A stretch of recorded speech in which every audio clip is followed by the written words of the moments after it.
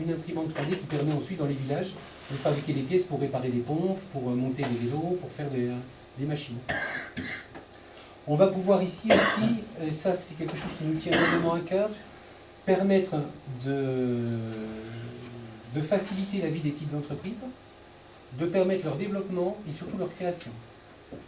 Si une petite entreprise maintenant qui veut arriver au stade de prototype pour un objet qu'elle veut fabriquer, si elle passe par le circuit classique, elle en a entre 15 et 50 000 euros.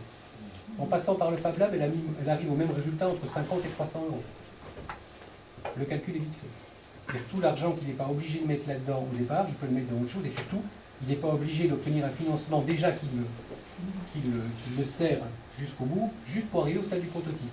Là, il peut essayer le prototype, le présenter, voir comment on réagit, l'améliorer, le changer 10 fois s'il faut, jusqu'à être sûr de son produit et lancer sa boîte. On a, avec les petits systèmes Arduino dont on parlait, on a vu le cas avec des menuisiers. Un gars qui était tout seul en menuisier, qui n'avait pas les moyens d'employer quelqu'un au départ, qui aurait eu des contrats, mais qui ne pouvait pas les prendre, parce que pour avoir le contrat, il fallait quelqu'un. Et comme il n'était pas payé tout de suite, il ne pouvait pas l'embaucher. Un hacker lui a monté un petit système de contrôle des épaisseurs et l'humidité et l'épaisseur des bois à deux endroits différents, si bien qu'il a pu prendre le marché au départ, ensuite embaucher quelqu'un. Une fois que les premiers marchés étaient pris, et dégager du temps en fait pour se consacrer à autre chose. Ce qu'on disait sur les paysans, des gens qui nous ont soumis le problème de connecter les vaches pour les traitements. C'est-à-dire que les gens qui ont des vaches au pré, qui veulent faire de la qualité de la vache allaitante, ils sont obligés de noter le nom de la vache, le traitement, l'heure et tout ça, et le soir en rentrant à la maison, il faut qu'ils allument l'ordi, qu'ils rentrent toutes les données sur le serveur, donc ensuite qu'ils envoient les données, c'est-à-dire que ça fait 1 heure et demie de boulot le soir. Ça va jusque-là. On va leur développer des applications smartphone, où ils vont aller donner le traitement à la vache, ils vont biper la vache avec un QR code, et l'information va rentrer directement à la ferme sur l'ordinateur et être envoyée directement sur le fichier central. Ils rentrent le soir chez eux. Voilà, ils peuvent faire autre chose. Donc là encore, on est dans de l'amélioration du territoire, dans l'amélioration sociale. Ça dégage du temps, de la disponibilité, et ça permet d'avoir une rentabilité meilleure. Puis bon, il y a des tas d'autres projets dont on ne peut même pas avoir idée et qui vont naître au Fab Lab. Voilà, l'intérêt c'est ça. C'est-à-dire que là, on vous présente des choses, on est dans le mode agile, si ça se trouve, ce sera totalement d'autres projets qui vont naître parce que vous allez arriver avec une autre idée, parce que vous allez rencontrer quelqu'un, vous n'avez pas l'idée, il n'a pas l'idée, mais le fait de vous rencontrer, il va jaillir une idée. Et là, il y aura les machines, il y aura les gens qui savent faire, et à partir de là, tout peut démarrer. C'est vrai qu'apparemment, je veux dire, vous pouvez être récupéré par des institutions, par exemple dans le domaine médical pour les prothèses, enfin tout ce qui est dans l'avenir, le corps humain, Bien sûr. etc. C'est vrai qu'au niveau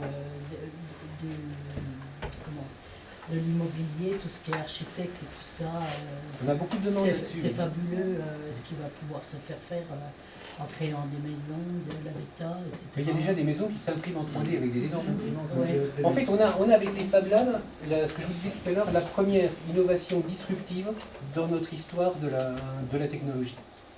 Si vous regardez, il y en a eu une qui a été l'électricité. La vapeur, c'était pas disruptif. On a remplacé le cheval viande par le cheval vapeur. C'est plus pratique. Mais c'est une évolution en fait. On est toujours sur une transmission de force qui est semblable. L'électricité, on a rajouté en quelque sorte la distance. C'est-à-dire qu'on pouvait produire l'énergie à un autre endroit, la transporter pour l'utiliser à un autre. Mais il restait quand même un fil. Et si on regarde maintenant avec la manière dont on est capable, ce n'est pas uniquement une innovation technologique, ce n'est pas l'informatique ni le numérique qui est tellement important, ça va être surtout l'important, l'usage qu'on en fait. C'est-à-dire à partir de là, comment on peut modifier notre manière de nous comporter, notre manière d'agir sur la Terre, sur les gens qu'il y a autour de nous, et la manière de vivre ensemble. Et là, on est dans quelque chose qui est énorme, on n'a plus besoin, et ça les grandes entreprises l'anticipent déjà, les grandes entreprises, et on a discuté avec pas mal de gens et on a lu des rapports, savent très bien que le système de la grosse entreprise centralisée qui fait des voitures dans un coin pour les vendre dans toute la France, c'est terminé. Il y a un brevet qui a été racheté d'ailleurs, un brevet français qui est racheté par Tata, le grand fabricant indien, qui sont des voitures à air comprimé. Mais dans le concept de la voiture à air comprimé, qui est fabuleux, qui va se développer dans les années qui viennent, c'est pas seulement la voiture, mais les ateliers de fabrication seront locaux. C'est-à-dire que les voitures qui vont être vendues autour de Luxeuil, il y aura une petite usine ici. Et tout va être fait ici. On n'a plus besoin de tout fabriquer au même endroit, de faire venir des pièces de Chine avec des cargos à dépenser. Vous voyez qu'il y a des pièces qui sont fabriquées ici, qui remontent en Norvège pour être traitées, qui redescendent au Maghreb pour revenir être vendues ici. C'est juste pas soutenable. Et là, avec cette nouvelle manière de faire, qui dépasse le cas du Fab Lab, puisque les entreprises sont en train de récupérer en fait cette expertise qu'on a pour l'adapter à leur technique, on va relocaliser, c'est ce que nous on cherche, relocaliser l'activité, remettre des communautés de gens pour que les gens fabriquent ensemble, se parlent, vivent ensemble, imaginent ensemble et surtout trouvent leurs solutions qui soient vraiment les solutions dont on a besoin ici. Mais quand on y réfléchit, c'est là le problème que j'avais soulevé la dernière fois, c'est quelque part un peu la mise à mort du salariat. C'est plus la même chose. Et je ne sais pas si on va aller jusqu'à ça, mais pourquoi pas. Mais de toute façon, à ce moment-là, c'est un autre échange de valeurs, une autre manière de se rétribuer. L'important sera toujours, et ça, on n'a pas y touché, je pense, de permettre aux gens de vivre dignement, de vivre bien, de ce qu'ils savent, de ce qu'ils ont envie de faire, de leurs compétences, de leurs passions et de leurs échanges avec les gens. Et ça, c'est pas un Parce souci. que, là-dessus, j'ai lu un excellent article. Bon, il y a des très bons articles dans le Figaro comme dans Marianne, mais cette fois-ci, c'était Marianne sur la révolution numérique.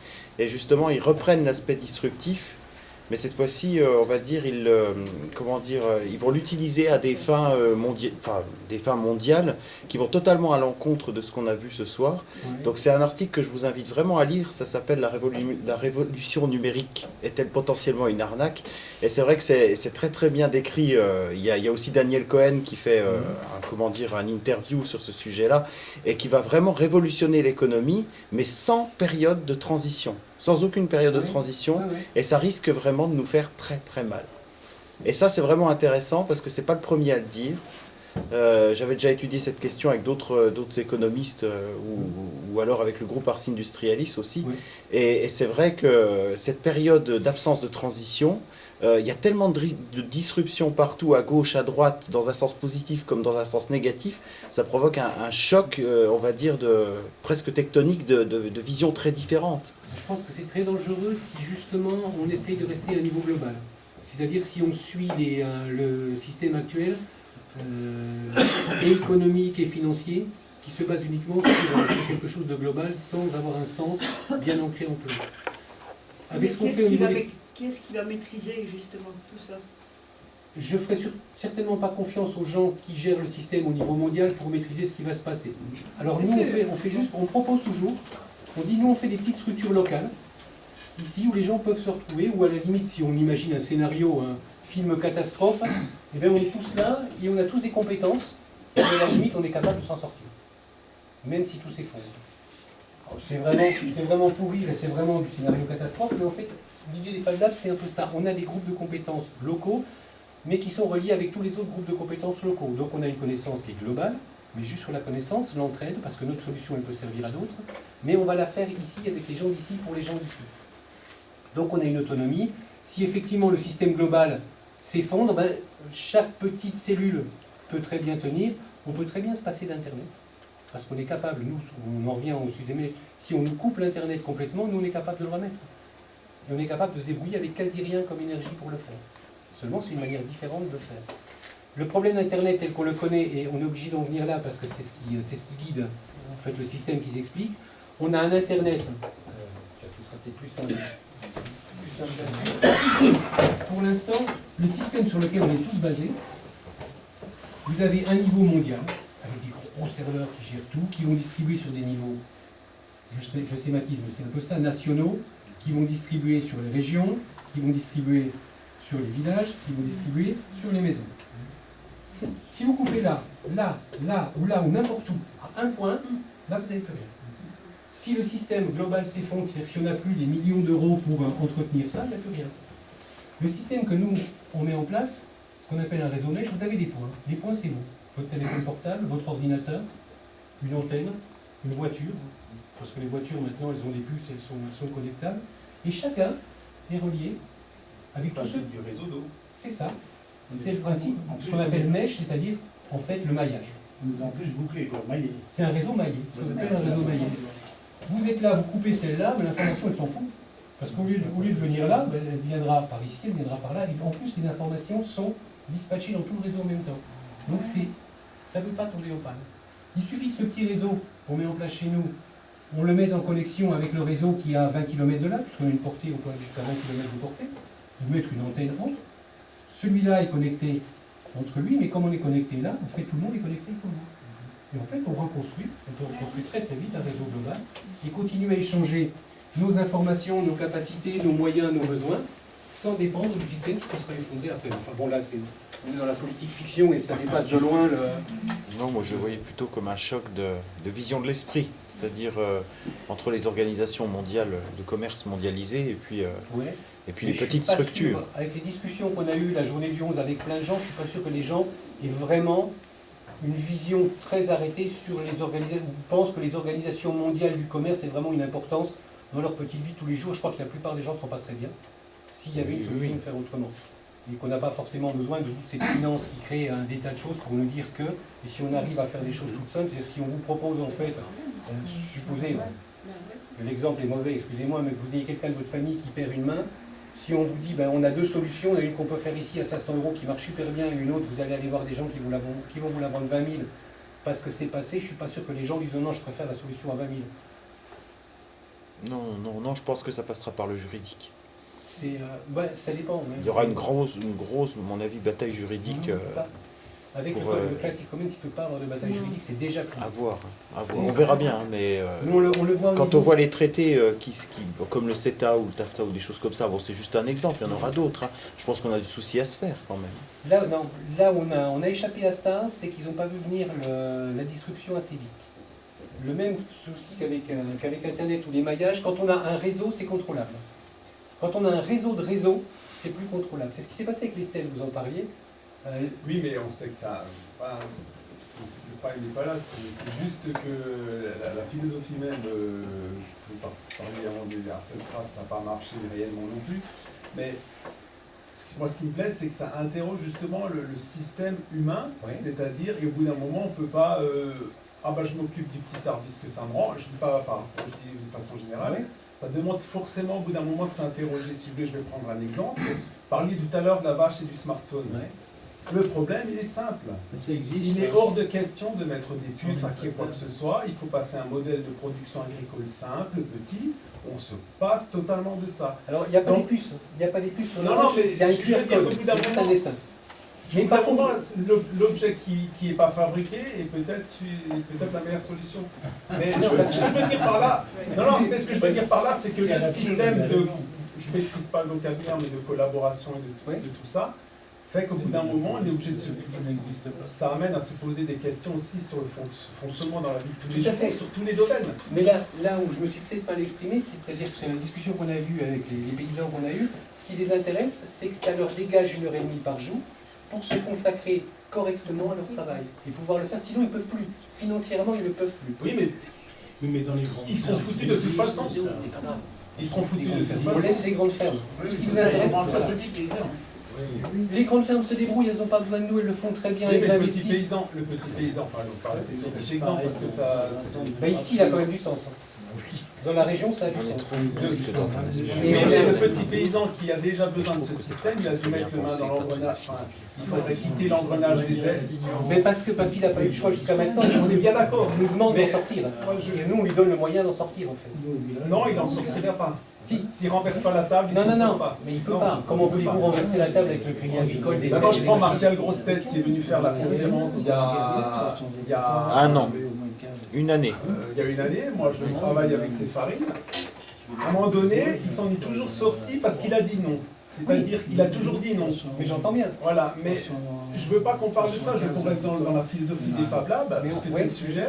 C'est qu'à un moment donné, je pense, parce qu'on voit que ça sort de partout, c'est que ça interroge quand même le comportement des êtres humains sur tous les champs. Mais si on a ce succès-là, et si on a autant de gens qui rejoignent les mouvements, et s'il y a autant de Fab Labs qui se créent, surtout en France, c'est que le besoin d'interrogation, le besoin de changement...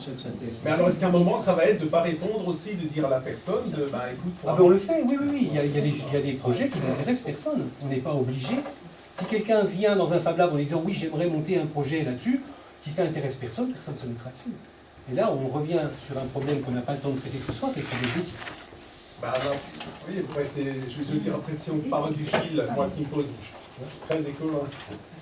Le problème du fil fait à partir d'amidon de maïs, le maïs cultivé pour faire un matériau, pour moi, c'est un non-sens. Mais bon, c'est maïs pour l'instant parce que c'est fait Mais comme de façon ça, mais c'est générale, hein, n'importe les quel sachets céréale. biodégradables, tout Ça peut être n'importe quel céréale qui peut le faire. Mais même, c'est déjà trop.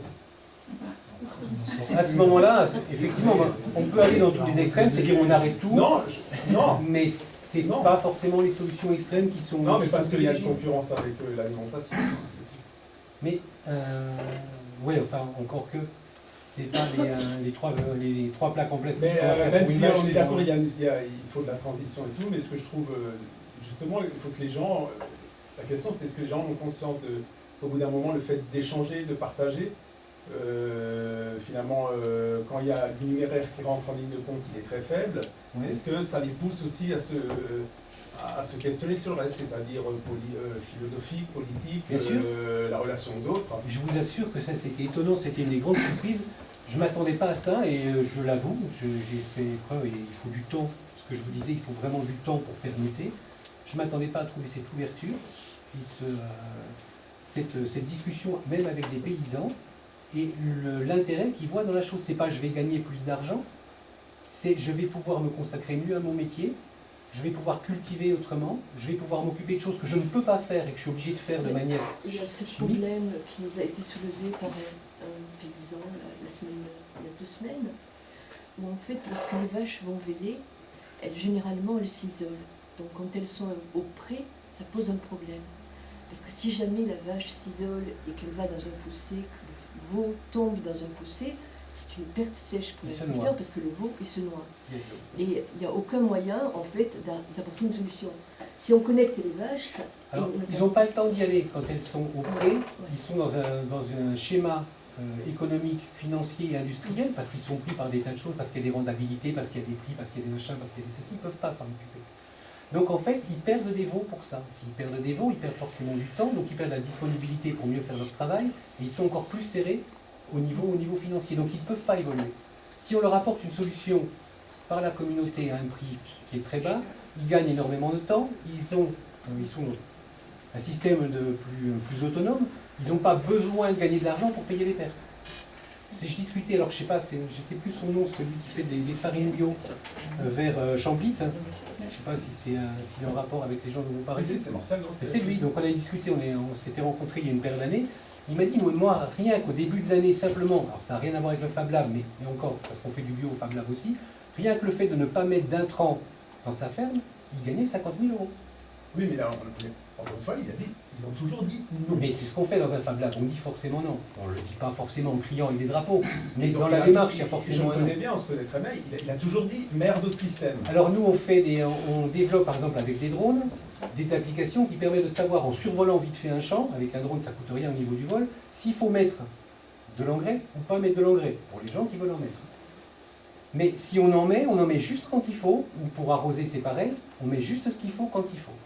Donc pas de gaspillage, écologiquement c'est génial, pas de gaspillage d'argent, pas de gaspillage de travail, donc vous dégagez du temps. Les paysans ne sont pas forcément plus idiots que les autres. S'ils ont du temps pour faire mieux, ils vont faire mieux. S'ils ont du temps, ils vont pouvoir se cultiver, ils vont pouvoir s'ouvrir aux autres, participer à autre chose, s'investir, permettre aux gens de se nourrir mieux.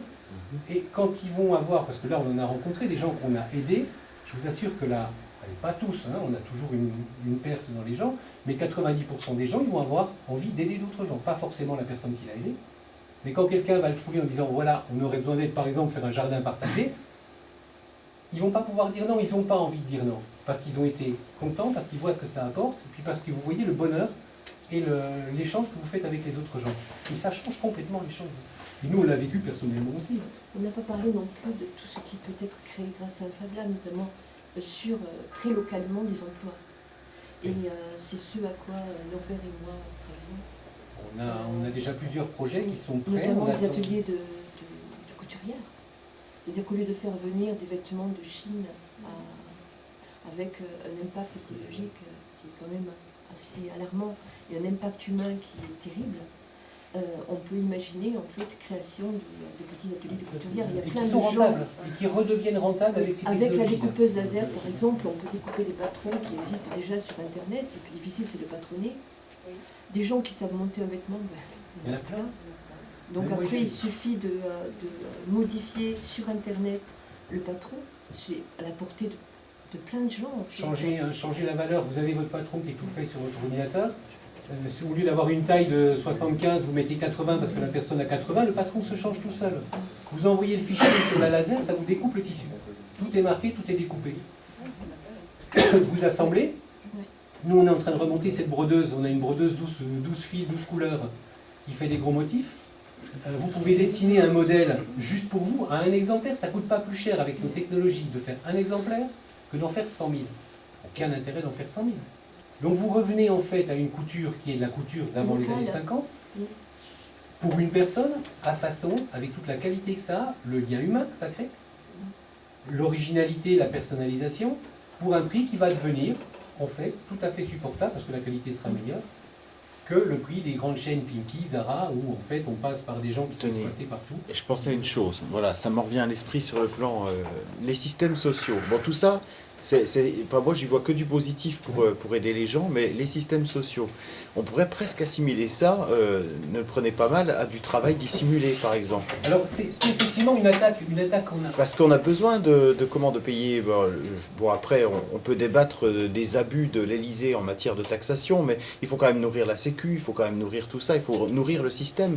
Et là, c'est tellement disruptif que les systèmes sociaux passent à la trappe. Ben, ils vont forcément être obligés de suivre, mais il y a des réflexions qui se font dans le monde entier. Bon, je déborde, mais c'est vrai. Par exemple, en ce qui concerne le sujet du revenu universel, c'est Oui. un truc qui traîne depuis longtemps. On nous dit oui, c'est pas possible, vous vous rendez compte, il faut payer des charges. On s'aperçoit, les plus grands économistes et les prix Nobel l'ont démontré, que si on donnait un salaire universel aux gens, sans condition, tout le monde va gagner, par exemple, 1 000 euros en France. Alors, il faut se méfier, c'est une idée à Milton Friedman. Alors lui, ce qu'il voulait, c'était des petits salaires Oui. et puis des gens très riches. C'était Non, ça. Après, il y a moyen d'en faire autre chose. Enfin bon, on va pas rentrer dans le sujet parce que on s'y aperçut. Mais non. Excusez-moi, Mais non, mais c'est comme pas vous les- dites là, vous je n'allez n'ai pas pas pouvoir savais. effacer toutes ces choses, le grand luxe et tout ça. Les gens aiment ça aussi. Les gens évoluent, Et évolueront là, peut-être. on Mais on ne veut parle pas de choses l'effacer. simples, mais On veut pas non, l'effacer. il faut- Je sais pas, mais je trouve que c'est un peu utopique. Excusez-moi. Mais ça n'a rien à voir. Bon, là, en fait, on déborde du Fab Lab, c'est idiot, Oui, parce parce qu'on est en que- train, on est en train de se prendre sur des points qui n'ont rien à voir avec le On va Fab pas Lab. refaire la société comme ça. Elle sort- non, elle ça ne la sortira. changera pas. Elle a changé, elle se modifie au fur et à mesure. On propose juste des manières d'être. Les gens Oui, adhèrent, c'est on n'adhère bien, pas. C'est très bien. Effectivement, le gars qui ne rêve que des Ferrari, que d'avoir de l'argent plus que tout le monde, il ne va pas venir au Fab Lab. S'il y vient, il n'aura pas sa place. Ou s'il y vient et qu'il y trouve sa place, il va peut-être évoluer. Mais c'est Moi, pas je pense important. que c'est faisable. C'est faisable. C'est tout à fait faisable, mais il faut le coupler avec des éléments structurants qui appartiennent au monde actuel. Ouais. Et là, ça marche. Mais il y a encore des ajustements à faire, qu'il faut bien réfléchir sur le plan juridique, sur le plan social, sur Et ça, c'est tous pas ces notre plans-là. monde. Et là, ça Nous, fonctionne. on ne s'occupe pas de ça. On Mais propose quelque voilà, chose. faut De créer des emplois, il va y Oui. avoir forcément des charges qui vont être payées parce que le Fab Lab en lui-même, il donne la possibilité de faire. Par exemple, nous avons une découpeuse laser. C'est une machine qui vaut relativement cher. Elle est en possibilité d'utilisation pour des On la tas de gens. mutualise. C'est-à-dire cette machine, nous, elle ne nous sert pas à plein temps. On n'a pas une utilisation industrielle, on s'en sert pas à plein temps. Le temps où elle ne nous sert pas, autant qu'elle serve à quelqu'un d'autre. Je l'ai, cette machine. Et je ne veux pas demander à quelqu'un d'en payer une partie. Avec des juristes, Je- avec des économistes, je avec peux des pas la experts prêter non comptables. plus, Il faut parce coupler que- tout ça. Elle consomme de l'électricité, j'y passe du temps, enfin non, ça c'est pas le temps, ça on ne compte pas, mais il y a un certain coût d'usure. Donc ce qu'on va faire, c'est qu'on va mutualiser le temps machine. Le jour, et on a plusieurs personnes qui nous ont demandé, des petits entrepreneurs, donc quelqu'un qui m'en a parlé il n'y a pas longtemps, qui fait des boîtes pour l'emballage, aurait besoin de graver du bois ou de graver du papier. S'il veut investir dans la machine, l'équivalent de notre machine, si on l'achète normalement en France, parce qu'on on a des choses, voilà, on se débrouille un peu partout avec des réseaux, elle vaut 50 000 euros. Une petite entreprise ne peut pas investir 50 000 euros pour développer un produit, c'est pas possible, il ne peut pas. Il a besoin de faire une petite série qu'il vient de faire à la maison. Ça va lui coûter juste le temps d'utilisation de la machine. C'est rentable, il peut développer son entreprise. Sur l'argent qu'il gagne avec du contrat qu'il peut prendre, il va payer normalement Des choses. ses charges, ses employés, sécurité sociale, tout ça. On ne On ne casse change rien. pas le système. On ne change pas, nous, le système. On offre la possibilité à des gens, en fait, qui n'avaient pas de possibilité de pouvoir s'ouvrir ou de pouvoir trouver un emploi, de pouvoir trouver un moyen de vivre. tout Une simplement. ouverture, une réalisation personnelle. On ne fait pas de travail dissimulé. On nous a attaqué souvent le monde des Fab Labs pour ça, et ça a été réglé. Déjà, c'est totalement réglé au niveau des instances internationales. Il n'y a pas de travail dissimulé. Il y a des gens qui s'entraident, quelques-uns, mais chacun vient faire son travail. C'est pas un atelier, un Fab Lab. Vous n'allez pas venir en disant voilà, il faut me réparer ma pièce. On vous dira bonjour, on va vous offrir un café, on va vous faire asseoir, on va discuter, et puis il y aura quelqu'un qu'on appelle le forgeur ou le concierge, suivant les cas, enfin suivant le terme, qui va vous dire bah, pour faire votre truc, vous avez une plaque, c'est un voisin qui nous a demandé ça, chez sa mère il y a une plaque d'interrupteur, je lui ferai en blanc quand même parce que la mamie elle va peut-être pas flasher avec l'orange, une plaque d'interrupteur qui est cassée, ça n'existe plus, on fait quoi? On change tout le système électrique? Ou alors on lui fait ça. Donc lui a fait son fichier, je lui ai donné des programmes gratuits qui lui permettent de le faire. Il ne savait pas bien faire, quelqu'un lui a montré. Enfin, Didier qui est là et a le même programme et commence à s'y mettre aussi. Quelqu'un qu'on est en train de convertir. Voilà. Vous faites votre pièce, vous venez au Fab Lab, vous mettez votre fichier dans la machine, on vous montre, on vous dit voilà, il vous faut telle machine, telle matière, et on vous apprend à le faire. Il n'y a pas de travail dissimulé, du tout. Même pour l'électricien qui n'aura pas remplacé la pièce. Oui, on peut faire le Ah oui, il y a le titre, vous êtes dans le titre si vous me connaissez. Là, c'est des petites vis apparemment, le modèle qu'il m'a donné. Autrement, oui, on fait les clips, on fait les pièces. Voilà, par exemple, si vous voulez regarder, une pièce qui est sortie directement de... Vous voyez, c'est des pièces qui sont complexes au niveau usinage, qui sortent directement de l'imprimante. On peut utiliser telles quelles. Et ces imprimantes, vous voyez, toutes les pièces blanches sont des imprimantes qui sont fabriquées déjà avec une imprimante comme ça, elles se reproduisent. Quand vous en avez une, vous fabriquez les pièces pour la suivante. Il y a une pièce. Ah oui, ok. Et il y a une pièce, oui, celle-ci, vous pouvez la... Voilà, ça c'est le connecteur en bas qui sert à fixer. Et ça sort tel quel avec les trous, avec les logements. Donc le programme, ce fantasme du travail dissimulé, il est déjà réglé au niveau Il n'existe international. pas. Parce que dans le réseau des Fab Labs, qui est toujours tenu par, donc, qui a le centre MIT à Boston, il y a plein de gens qui s'investissent, des gens passionnés, il y a des avocats internationaux qui ne sont pas sur du je vais me faire des gros contrats et je vais, non, parce qu'ils sont passionnés par le truc. Généralement, ils travaillent à côté, et puis il y a une moitié de leur travail qui est pour la communauté. En Europe, c'est ceux de Barcelone, c'est du Fab Lab de Barcelone, qui sont en train de gérer tout ça. Là, on est en train de leur soumettre un dossier parce qu'on a un problème de récupération avec quelqu'un en France qui essaye de récupérer le monde des Fab Labs pour essayer justement d'avoir des postes, de gagner de l'argent, de se faire des trucs là-dessus. Voilà, on va le soumettre aux avocats. Les avocats l'an dernier ont déjà réglé un problème avec des entreprises qui ont monté des, entre guillemets, Fab Labs qui n'en étaient pas, parce que le Fab Lab c'est associatif, ça doit être ouvert à tous, à but non lucratif, même si on travaille pour les petites entreprises, on leur permet d'y accéder avec un service qui est payant, c'est-à-dire qu'une entreprise qui vient pour faire du commerce dans un Fab Lab va payer plus cher que la personne normale qui vient pour fabriquer ses choses ou pour apprendre. Le fonctionnement d'un Fab Lab, en gros, c'est une cotisation à l'année. Là, on n'a pas décidé encore, il faut qu'on discute avec tout le monde, mais ça va être dans l'ordre, je sais pas, de 30 € l'année. Pour accéder en fait à tout. Plus, on mettra certainement le coût de consommation du matériel. 1 kg de PLA, ça vaut dans les 20 €. 20-25 €, enfin voilà. Il y a de quoi en faire. La personne qui vient, qui consomme 2 kg dans l'année, elle paiera ses 2 kg. Parce que ça, c'est son utilisation personnelle. Par contre, une entreprise qui vient en disant moi je vais faire un prototype pour faire quelque chose de commercial aura des tarifs qui seront normalement plus élevés.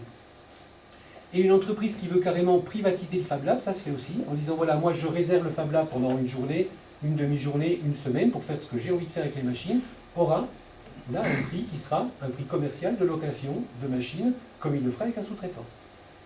Le tout permet de financer les parties qui vont être beaucoup plus ouvertes de dons, d'investissement, de recherche, de formation, parce qu'on va payer des cours, on va s'abonner à des MOOC, donc des universités avec des cours en ligne, pour former les gens, les jeunes, les moins jeunes, tous ceux qui veulent, organiser des stages pour apporter la connaissance, les capacités d'évoluer à tout le monde. Et ça, on voudrait que ce soit fait gratuitement pour la communauté.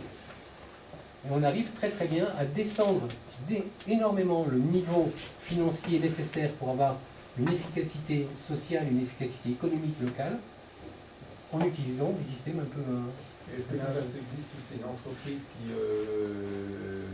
s'ouvre et... on s'imagine certaines photos que vous avez montrées tout au début, moi je vois une entreprise, je ne vois plus Enfin, c'est des grosses machines, c'est des grosses structures. On peut Alors, imaginer il y a des gens qui ont financé, oui, il y a des entreprises qui financent, il y a un peu de tout. Il y a OpenEdge qui fabrique des imprimantes 3D, nos copains de Nancy, ont monté conjointement un Fab Lab et une start-up, une petite entreprise. Le Fab Lab de Besançon aussi, qui vient de s'ouvrir, que Vincent a monté, a fait pareil. Il a monté un Fab Lab avec son propre argent. C'est un gars qui avait monté il y a quelques années des entreprises de logiciels, d'informatique, qui ont bien marché. Et puis au bout de quelques années, il s'embêtait vraiment énormément dans son boulot, il faisait toujours la même chose, donc il a tout vendu. Il a acheté toutes les machines, il a acheté le local, il a monté un Fab Lab, il vend des imprimantes, qui lui permet d'assurer en fait lui son côté commercial, mais à côté de ça, il ouvre son Fab Lab à tous les projets. Et il aide des gens à monter des projets, à faire plein de choses en même temps. Donc on est à la fois sur la base de l'associatif. Sur la base de l'associatif pour ce qui est le Fab Lab. Et par contre, bon, la vente de machines et il vend aussi du fil, ça, il a un bénéfice dessus, normalement, mais raisonnable. On est toujours dans la mesure, dans une autre démarche. C'est-à-dire on n'essaye pas de faire un maximum d'argent, on essaye de faire quelque chose qui soit soutenable pour tout le monde. Alors, il y a des gens qui n'y adhèrent pas, mais les gens qui y adhèrent, ben, on travaille ensemble et on se retrouve et ça marche très bien. Alors, est-ce qu'il reste peut-être une ou deux questions avant que je laisse M. Fernandez faire son reportage et vous poser des questions? Je ne veux pas non plus gérer le temps. Vous avez parlé le temps de passe ce fameux revenu identique pour tout le monde. Oui, mais ça dépasse les Fab Labs. Ça existe. Oui, ça existe. C'est la Au retraite. Japon, tout le monde est payé juste pour vivre ce qu'il faut. ouais. D'accord? Un ingénieur aura plus, mais cet argent, il ne peut pas la toucher. Elle est mise sur un compte. Si en plus, il utilise la banque de la société, au bout de 5 ans, il lui double ce qu'il a. Mais au Japon, les gens sont payés par mois, juste ce qu'il faut pour vivre. Alors, ils ont calculé un homme seul, une femme seule, un couple, des enfants, 1, 2, 3 enfants, et tout le monde reçoit ce même niveau d'argent pour vivre, et ils vivent comme Vous ça. avez un exemple en Europe dont on parle J'en jamais. ai vu des Bah, il y a riches aussi. il y a plus ça, Comment? retraite. J'en ai vu des très Ouais. riches aussi déjà. Oui. Il y a un village en Espagne, dans le sud de l'Espagne, qui s'appelle Marinaleda. Marinaleda, c'est un village de... Emma, Ça va être fini. je ne me rappelle plus le nombre d'habitants, on a bien 7000 3000. 3000 Oui. 3000 habitants. Dans ce village, toutes les personnes touchent le même salaire de 1200 euros net. Le patron de la coopérative, la balayeuse, tout le monde touche 1200 euros net par mois. Ça fait 30 ans que ça dure. Ça dure depuis 30 ans. Les maisons, chaque personne qui vient s'installer dans le village a sa maison. La mairie lui offre une maison de 90 mètres carrés. Elle paye les matériaux, elle paye les ouvriers spécialisés pour la monter. On vous demande juste d'aider, de faire le manœuvre. Cette maison vous est louée 15 euros par mois. Toute votre vie. Vous n'avez juste pas le droit de la vendre. C'est tout.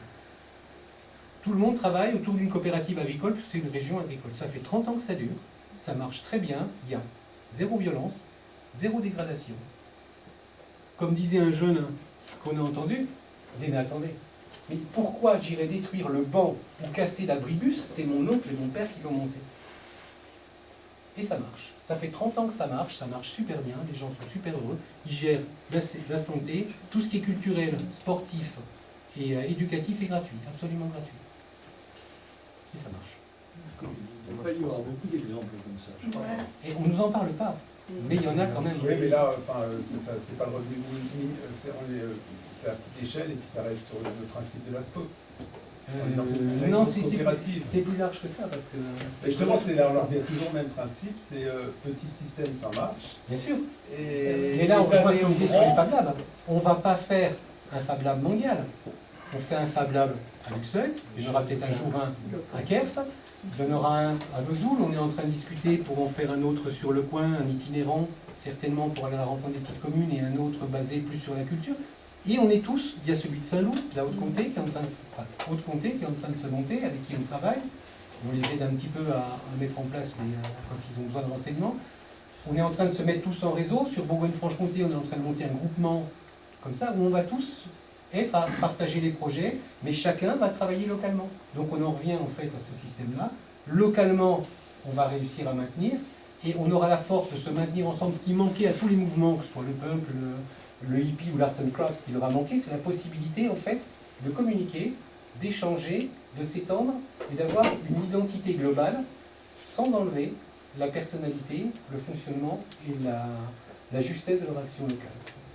Et c'est là où effectivement on a une chance d'avoir un système qui peut être vertueux, qui peut tenir. Alors, on en revient toujours là, enfin pour ma part, je n'ai pas l'intention de partir à détruire tout ce qu'il y a autour. Non, non, non. On ne peut pas Simplement. changer la société, elle se débrouille. Non, bien. non, voilà, les gens font comme ils veulent, je ne juge pas. Non. On propose quelque chose, si les gens y trouvent une solution idéale, c'est du darwinisme de base. Si ça marche, ça marchera. Si ça ne marche pas, on aura bien rêvé, on se sera fait plaisir. Et en même temps, on aura fait des choses utiles. Quand vous voyez quelqu'un, regardez la vidéo du gars qui a sa main la première fois, où il met sa main, qui fonctionne alors qu'il n'avait pas les moyens, ou les gamins qu'ils ont équipés, soit avec des prothèses de main, soit en Afrique, avec des prothèses de jambes qu'on fait pour $15 au lieu des $250 normalement.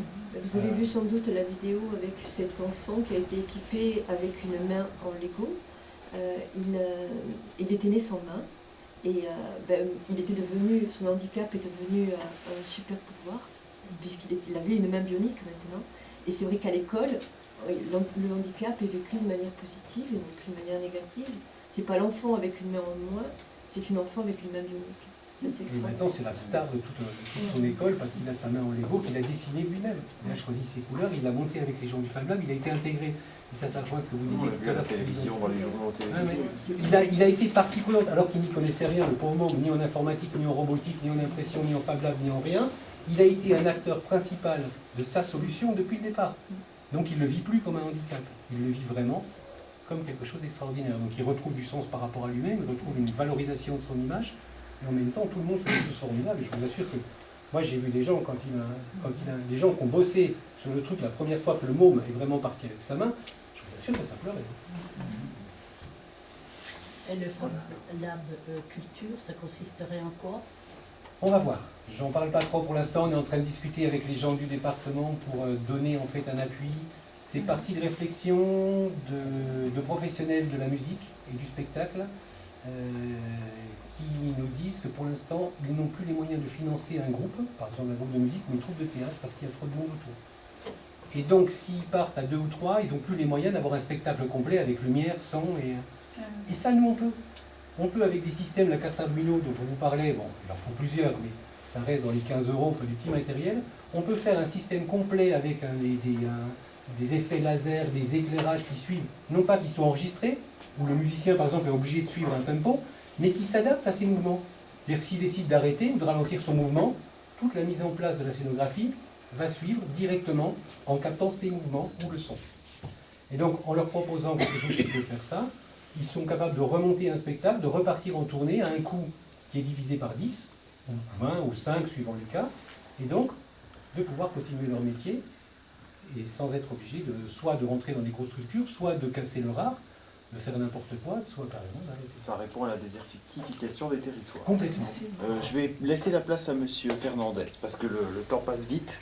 Donc, c'est à vous. Écoutez, moi c'est très simple. Moi il me faudra, je suis journaliste à France Bleu. C'est grâce à madame que je suis là ce soir.